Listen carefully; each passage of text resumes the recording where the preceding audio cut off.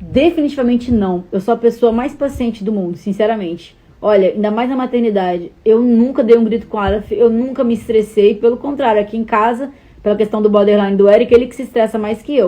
Essa minha característica de ser paciente, ela não está relacionada só à maternidade, é para tudo na minha vida. Então, algo precisa me incomodar muito, precisa me irritar com muita frequência para que eu perca a minha paciência, digamos assim.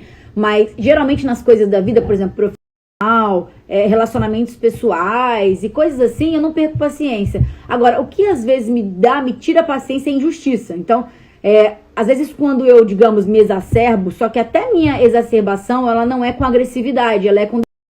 Então, quando eu perco a minha paciência, digamos assim, que é bem difícil, mas quando acontece, por exemplo, quando eu vejo uma injustiça contra alguém, contra mim ou contra qualquer coisa, que é isso que realmente me deixa irritada, até a forma com que eu reajo não mas é com deboche. E isso é muito característico do colérico, tá? Inclusive, existem 3 tipos de colérico, né? E eu sou o tipo de colérico mais parecido com sanguíneo por causa do meu aporte úmido. Então, até isso dá diferença ancestral. Por exemplo, considerando essa paciência em relação à maternidade, por que as mulheres às vezes perdem a paciência na maternidade? Porque essa paciência, ela tá totalmente relacionada com a tua noção de missão e de propósito, né? E a tua capacidade resiliência perante as situações em que você não tem controle e que você sabe que é um processo que você vai se cansar e tal. Então, quanto mais posicionada na realidade você estiver, mais a sua paciência é existente. Quando você perde emprego, quando alguém faz alguma coisa pra você, se você entende, tem essa maturidade, entender que ninguém te deve nada e que a vida acontece isso, frustração e coisas assim, você não tende a reagir com gritaria, com impaciência, com barraco, com confusão. Geralmente, a gente faz isso porque a gente é mimado. Então a gente não quer perder aquilo que a gente tem, a gente não quer se frustrar. Então tem a ver com isso. Então quanto mais você amadurece, quanto mais melhora a sua percepção da realidade, quanto mais você entende que você sabe que você não é o alecrim dourado e que a maternidade vai exigir de você muito mais tempo, né? É um sacrifício e o seu egoísmo fica evidente. Então neste momento que o neném tá chorando, que você tá tendo que deixar de fazer coisas, fazer comidinha, para cuidar a cada aspecto dele, é como se você passasse a ser uma enfermeira particular, né, digamos assim. Então você tem que estar o tempo inteiro disponível para o seu neném e para as necessidades dele, em detrimento da sua própria, do seu sono, dos projetos que você tem. Então é uma grande pausa na vida da mulher, né, que é pelo menos empresário, que está correndo atrás do seu, para se dedicar ao outro, né, no caso, o seu maior amor, que é o seu neném, que todo mundo que é mãe sabe. Então isso demanda muita humildade, né? Muita honestidade intelectual e senso de que a gente tem que ser menos egoísta para que isso seja possível. Então, você não vai gritar e brigar quando as coisas saem do seu controle, entendeu? Entender todo esse contexto é importante para que você não perca a paciência e não entre numa zona de vitimismo, porque é muito fácil uma mãe ficar na zona de vitimismo. Eu posso passar o dia inteiro reclamando das minhas demandas ou eu posso simplesmente resolver essas demandas calada.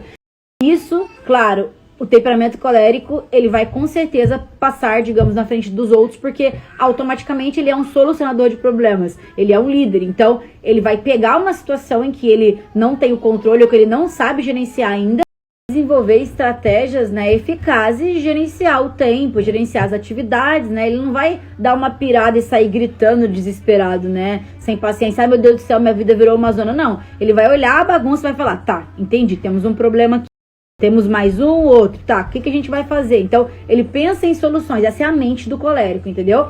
Então, quando ele é equilibrado, quando ele é maduro, ele consegue lidar com isso sem estresse. Agora, se você tá lidando com uma colérica, né, que não é tão madura, foi um pouco mimada na vida aí, teve alguns problemas, ela pode usar um pouco dessa questão da reação, né, tipo, de reagir às situações da vida de forma muito quente, né, digamos assim, e se estressar, e brigar com o marido, e ficar aquela gritaria em casa.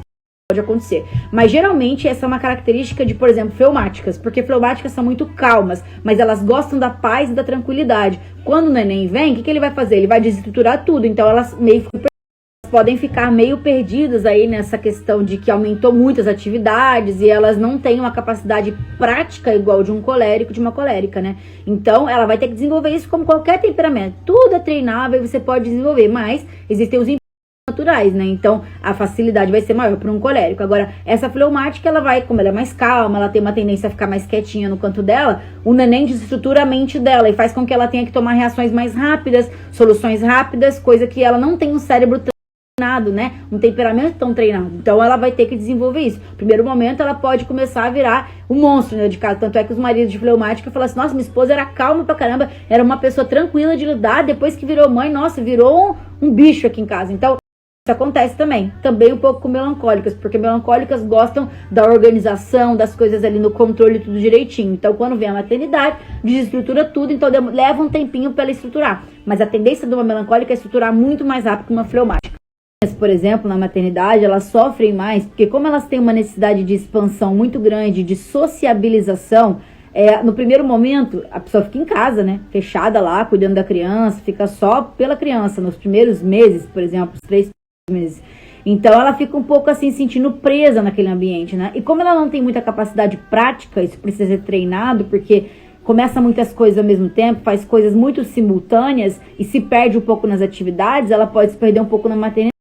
E isso pode dar um estresse dentro dela e ela vai, pela impulsividade e pelo aspecto quente, ela pode explodir, tá? Mas tudo isso são características, temperamentos não moldados, né? Temperamentos que, digamos, não foram trabalhados pela questão espiritual, porque tudo isso que eu tô falando só faz sentido, né? Uma mudança, uma alteração, uma maturidade, quando está conectado com a parte espiritual, né? Quanto mais a gente entender, quanto antes a gente entender que o nosso espiritual é muito importante para a vida, nossa vida prática, para a lapidação do nosso temperamento, né, a gente vai sofrer ainda. Então, a maturidade, ela precisa estar totalmente relacionada com a tua evolução espiritual, né, a tua conexão com o Yahweh, porque quanto mais conexão você tiver, mais paciência e frutos do Espírito na sua vida vão se manifestar, e as características talvez negativas do seu temperamento, elas vão ser controladas pelo domínio próprio que vem do Espírito Santo. Então, a sua carne, ela só é silenciada ou controlada, e isso você pode colocar vícios também, não tô falando nem só de desvios de caráter, tá? Tô falando no geral.